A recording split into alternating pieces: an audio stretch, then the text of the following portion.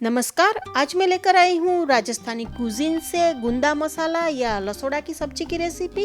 ये side dish के तौर पर खाने वाली सब्जी स्पेशली समर में बनाई जाती है जब गुंदा अवेलेबल होता है, इसलिए इसे सीजनल सब्जी भी कहते हैं और इसे ट्रैवलिंग के दौरान साथ में भी ले जा सकते हैं क्योंकि ये सब्जी जल्दी खराब नहीं होती है।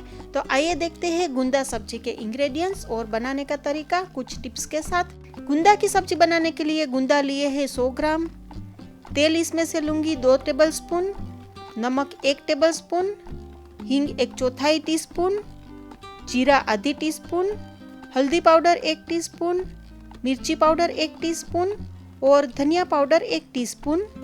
गुंदा को मैंने पहले से ही इसकी डंडियां निकाल के पानी से धोकर साफ करके सुखा लिए थे और इसके ऊपर से ये कैप भी निकाल दिया है।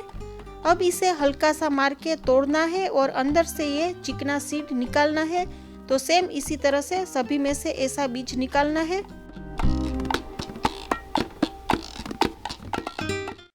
यहाँ पर मैंने सारे गुंदे साफ तो कर लिए हैं, पर अभी भी इसके अंदर थोड़ी सी चिकनाहट है, इसलिए सारे गुंदे में इस तरह थोड़ा सा नमक लगाना है ताकि इसकी अंदर की चिकनाहट थोड़ी कम हो जाएगी और सब्जी बनाते वक्त गुंदे ज़्यादा चिकने भी नहीं लगेंगे। गुंदे को साफ करना थोड़ा मेसी काम है क्योंकि इसके सीड्स काफ़ी स्टिकी होते हैं, इसलिए हमारे हाथ भी थोड़े से चिकने हो जाते हैं। तो अपने हाथ और चप्पू में थोड़ा सा नमक लगाकर साफ कर दीजिए। ऐसा करने से गुंदे की चिकनाहट तुरंत चली जाएगी। अभी इसे मैं 5 से 7 मिनट तक ऐसे ही रखूंगी। सब्जी बनाने के लिए नॉनस्टिक पैन में 2 टेबलस्पून जितना तेल धीमी आंच पर गर्म करने के लिए रख दिया है। इसमें पहले मैंने जीरा मिला दिया है, थोड़ी देर इसे रहने देंगे और फिर ये हींग, इसे 30 सेकंड्स तक रहने दूंगी। इसमें अब नमक वाले गुंदा ऐड करने हैं। गैस को बहुत ही धीमी आंच पर रखना है और एक बार थोड़ा मिलाना है।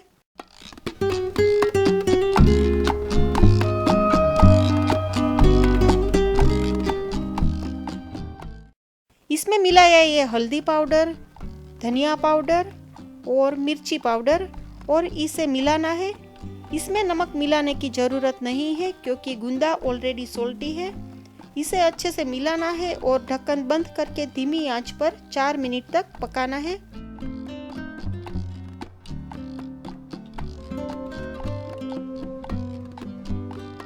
अभी एक बार चेक कर लेते हैं। गुंदा एक साइड से पक चुके हैं, इसलिए एक बार मिला के वापस ढक्कन बंद करके और 5 मिनट तक बिल्कुल धीमी आंच पर पकाना है। अब गुंदा की सब्जी रेडी है, इसलिए गैस का फ्लेम बंद कर देंगे। इसे अब चेक करते हैं। ये देखिए, ये बहुत ही सॉफ्ट हो चुके हैं और इसका कलर भी काफी अच्छा आया है। इसे गर्मा गर्म रोटी और पराठा के साथ सर्व कर सकते हैं। इसे 5 से 6 दिनों तक रेफ्रिजरेटर में और 2 से 3 दिनों तक बगैर रेफ्रिजरेटर के भी स्टोर कर सकते हैं। तो आज की हमारी रेसिपी पसंद आई हो तो लाइक और शेयर कीजिए। चैनल पे नए हो तो सब्सक्राइब जरूर कीजिएगा। मिलती हूँ एक नई रेसिपी के साथ, तब तक के लिए बाय बाय।